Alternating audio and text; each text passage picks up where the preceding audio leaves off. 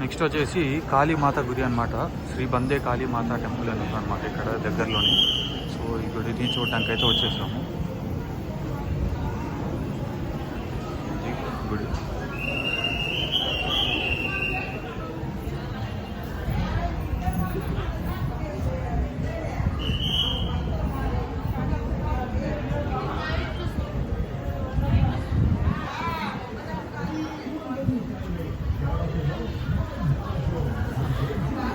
వచ్చేసి గుడి ఎంట్రన్స్ అనమాట.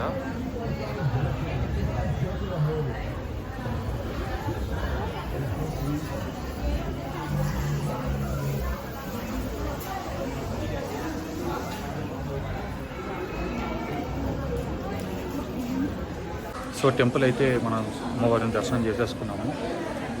చాలా అంటే చాలా బాగుంది కాళీమాత టెంపుల్. మనకేంటంటే లోపల అమ్మవారికి వెన్నతో అలంకారం చేస్తున్నారు అన్నమాట.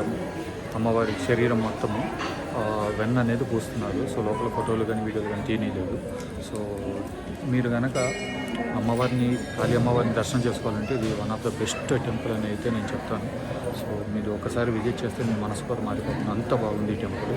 సో మీరు ఈ గూగుల్ మ్యాప్ లింక్స్ కానీ అన్నీ కానీ నేను డిస్క్రిప్షన్లో అయితే పేస్ట్ చేస్తాను.